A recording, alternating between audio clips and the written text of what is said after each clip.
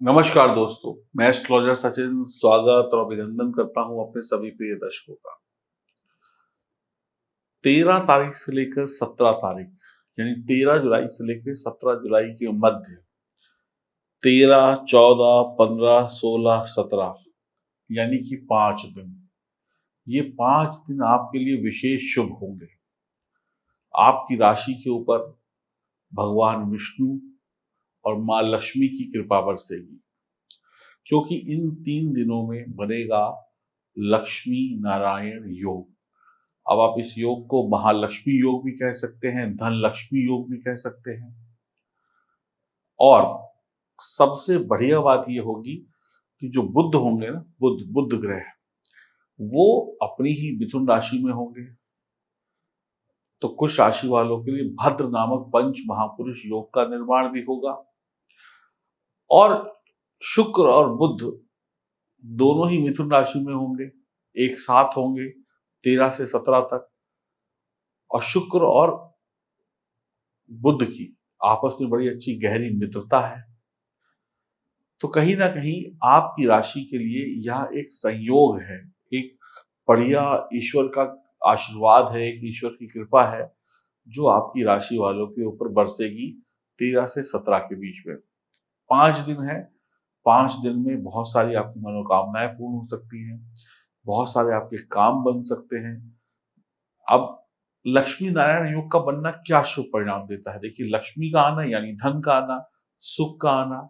लक्ष्मी का आना यानी कि शादी के रिश्ते जुड़ जाना, यानी कि शादी की बात पक्की हो जाना या शादी की बात चल जाना, कहीं नौकरी इंटरव्यू वगैरह में सफलता मिल जाना, किसी बढ़िया अच्छे स्कूल कॉलेज में एडमिशन मिल जाना, आपके घर में कोई लड़ाई झगड़ा पति पत्नी के बीच में चल रहा है, महिला पुरुष के बीच में कोई तनाव चल रहा है, उस तनाव का दूर हो जाना, ऑफिस में कार्य क्षेत्र में कोई तनाव चल रहा है तो उसका दूर हो जाना, पास पड़ोस से रिश्ते बेहतर हो जाना, प्रेम संबंध में सुधार हो जाना और धन दौलत का आना यानी भाग्य का चमकना। और सबसे बड़ी बात क्या है कि 14 तारीख से सावन शुरू हो रहा है।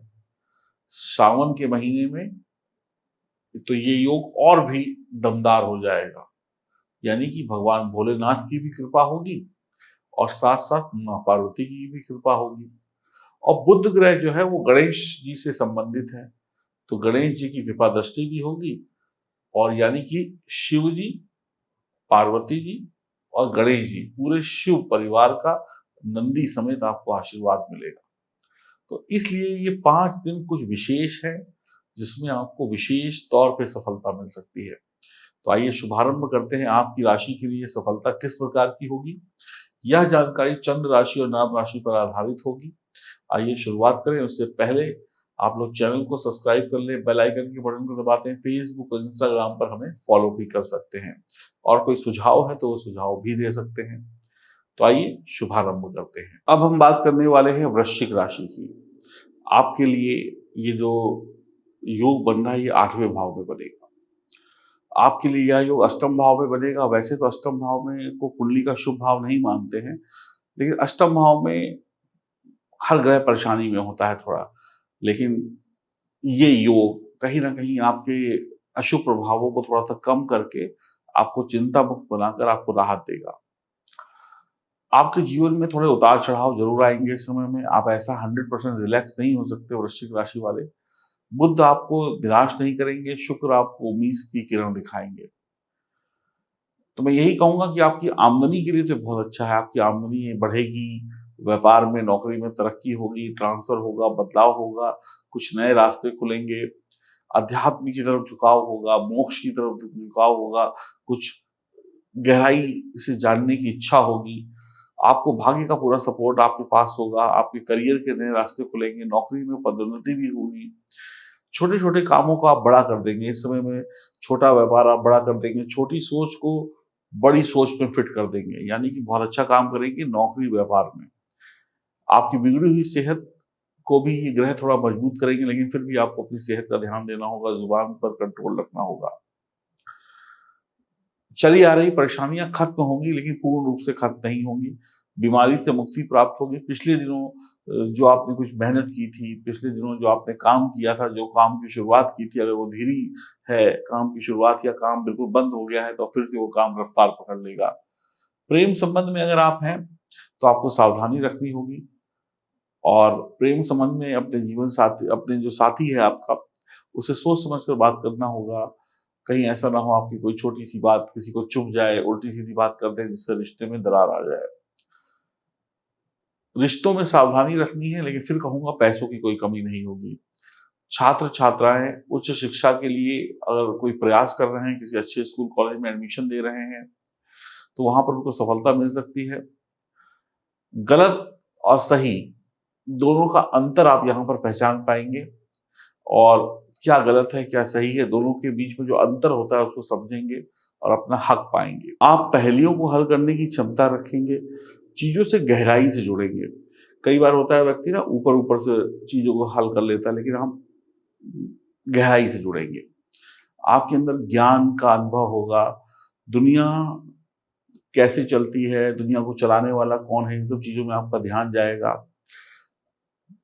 अगर आपके घर में पुत्री है, आपकी पुत्री संतान है, तो पुत्री संतान के आशीर्वाद से, उसके भाग्य से आपके घर में खूब धन-दौलत आएगी।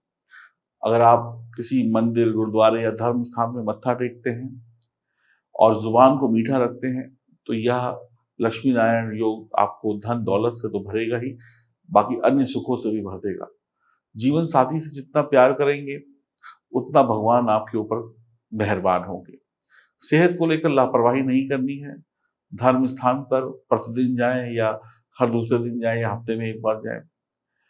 किसी व्यक्ति से लड़ाई-झगड़ा नहीं करना है और कोई भी काम करें तो उसमें अपनी स्त्री का सहयोग लें। आप आगे बढ़ने का आपका वक़्त है, आगे बढ़ते जाइए। आप अपने टैलेंट को दिखा पाएँगे।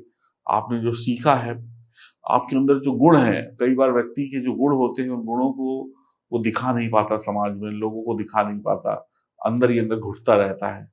अब महिला हो या पुरुष हो, तो आप अपने गुणों को दिखा पाएँगे। अपने गुणों से लोगों को बता पाएँगे कि देखो हम भी कुछ हैं, हमारे अंदर भी ये गुण है, हम भी कुछ कर सकते हैं। तो बहुत ही शानदार वक़्त रहेगा। आपको तनिक भी चिंता करने की आवश्यकता नहीं है, बस थोड़ा-सा परिवार, घर और ज़ुबान पर कंट्रोल रखना है। नौकरी, व्यापार के लिए समय बढ़िया है। अब शुक्र है, बुध है, तो दोनों को बढ़िया करने के लिए क्या करना है? मीठी ज़ुबान रखनी है और स्त्री का सम्मान करना है। और अगर आपकी जन्म कुंडली में ग्रहों की स्थिति बेहतर है, तो कहीं न कहीं आपको शुभ परिणाम 100% मिलेंगे।